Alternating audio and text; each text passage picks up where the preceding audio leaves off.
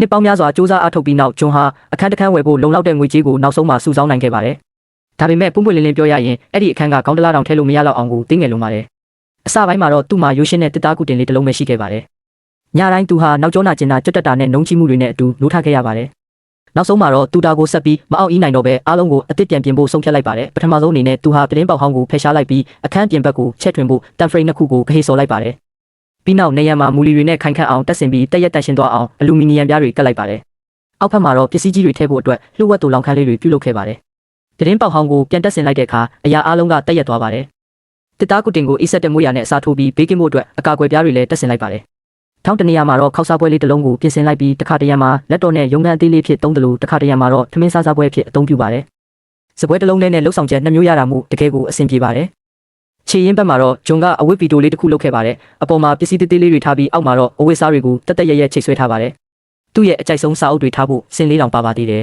။ဘေးနားမှာတော့ဘေးစင်ပါတဲ့ဗီတိုအသေးလေးအိုးခွက်ပကံတွေထည့်စရာနေရာနဲ့လှုပ်ဝက်ရေကန်လေးတစ်ခုကိုဆက်သွယ်ထားပါတယ်။အနက်အသက်တွေလုံအောင်နဲ့ရေမဝင်အောင်အလူမီနီယံပြားတွေကာရန်ထားတဲ့နေရန်ကက်အိမ်သာတစ်ခုကိုတော့အပြင်ဘက်မှာတက်ဆင်ခဲ့ပါသေးတယ်။စင်ပေါ်မှာတော့ဟင်းချက်ဖို့အတွက်လျှက်စစ်မီးဖို့ထားရှိပြီးအပေါ်ကနေရန်ကက်ဗီတိုတွေထဲမှာဟင်းခတ်မွေးကြိုင်နဲ့ကိုရီးကိုရာပစ္စည်းတွေကိုတင်စီထားပါတယ်။အခုဆိုသူစိတ်ကြိုက်ချက်ပြုတ်နိုင်ပါပြီ။အားလုံးရဲ့အဆုံးသက်အနေနဲ့မျက်နှာချက်မှာ projector တစ်ခုတက်ဆင်လိုက်ပါတယ်။ညဘက်ဆိုရင်လှဲလျောင်းရင်ရုပ်ရှင်တွေကိုစိတ်ရှိရှိကြည့်နိုင်ပါပြီ။တစ်ချိန်ကနေထိုင်ဖို့မဖြစ်နိုင်ဘူးလို့ထင်ရတဲ့နေရာလေးကနေဂျွန်ဟာသူ့ရဲ့ကိုယ်ပိုင်ကဘာလေးတစ်ခုဖြစ်အောင်ဖန်တီးနိုင်ခဲ့ပါတယ်။ဒါဟာအသေးငယ်ဆုံးသောနေရာတွေမှာတောင်ဖြစ်နိုင်ခြေတွေကအကန့်အသတ်မရှိဘူးဆိုတာကိုသက်သေပြနေတာပါပဲ။